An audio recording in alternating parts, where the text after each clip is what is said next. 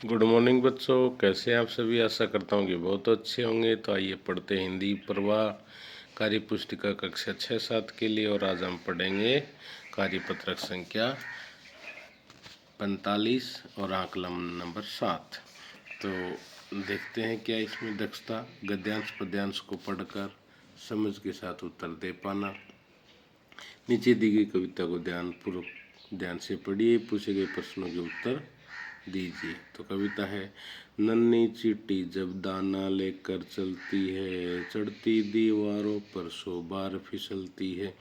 मन का विश्वास रगों में साहस भरता, चढ़कर गिरना गिरकर चढ़ना न अखरता है। आखिर उसकी मेहनत बेकार न होती, कोशिश करने वालों की कभी हार न होती।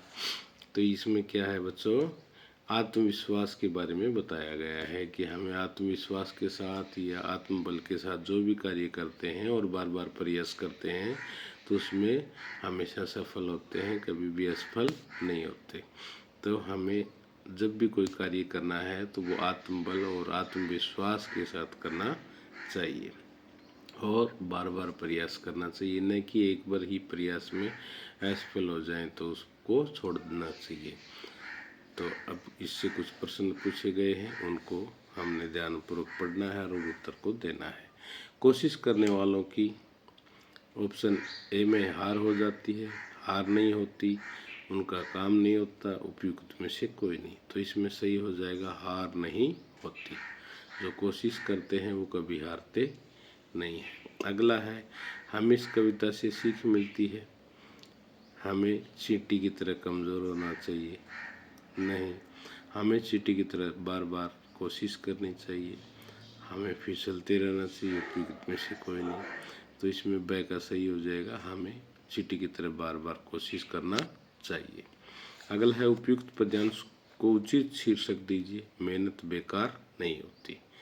शीर्षक क्या हो जाएगा, मेहनत बेकार नहीं होती।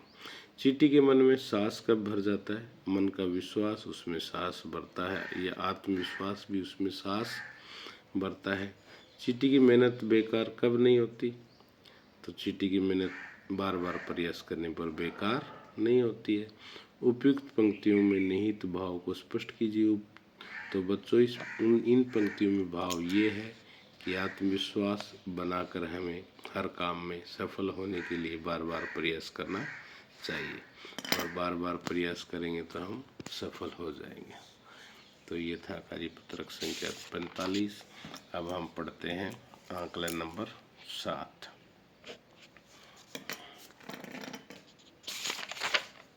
तो बच्चों आकलन नंबर 7 में गद्यांश है, उसको ध्यानपूर्वक पढ़ना है, फिर उससे पूछे गए प्रश्नों को उत्तर देना है। तो निम्नलिखित कहानी को पढ़कर दिए गए प्रश्नों के उत्तर दीजिए। तो कहानी है, गणपत बहुत खुश मिजाज छात्र है। विद्यालय में उसे सभी लोग चाहते हैं। वह हर क्षेत्र में आगे रहता है था, खेलकूद में हमेशा अव्वल आता था। उसने 66वीं राज्य स्तरीय खेलकूद प्रतियोगिताओं में स्वर्ण पदक प्राप्त किया। बोलने में उसके पास अच्छे से अच्छे शब्दों का संकलन था, जिससे वह आशु भाषण प्रतियोगिता में हमेशा प्रथम ही आता था। उसकी बुद्धिमत्ता के कारण उसे कक्षा नायक बना दिया गया। अब तो उसे पूरी कक्षा के साथी भी मानने लग गए।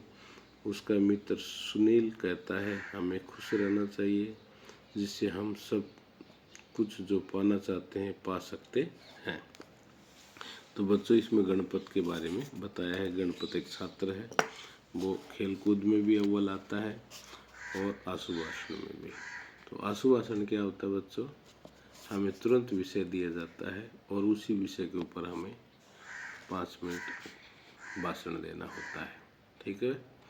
और आपके पास अच्छे शब्दों का संकलन होना चाहिए।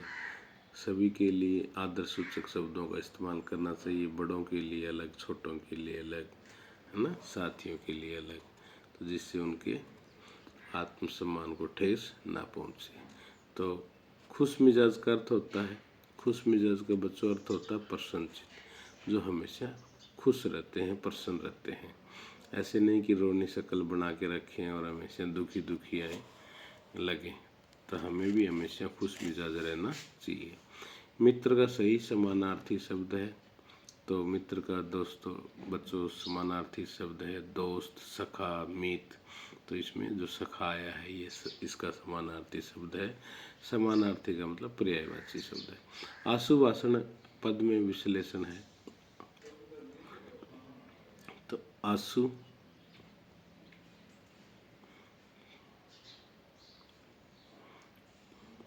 तो आशु इसमें हम पद में पहला वाला सही कर देंगे, ठीक है।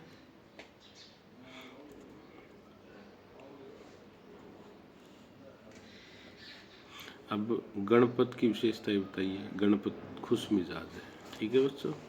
तो प्रश्न संख्या 5 देखते हैं। इस कहानी में आए संज्ञा और सर्वनाम शब्द को लिखिए। तो बच्चों संज्ञा क्या होती है? किसी के भी नाम को संज्ञा कहते हैं। हमें अपने आसपास कुछ भी चीज़, वस्तु, कुछ भी दिखाई जाए, हम उसका नाम जो लेंगे वो उसको संज्ञा कहते हैं। तो देखिए गणपत, विद्यालय, स्वर्ण पदक, सुनील, कक्षा, खेलकूद, राज्य प्रतियोगिता, ये सब क्या है? या ये संज्ञाएं हैं, ठीक है। किसी के भी नाम है उनको हम संज्ञा कहते हैं।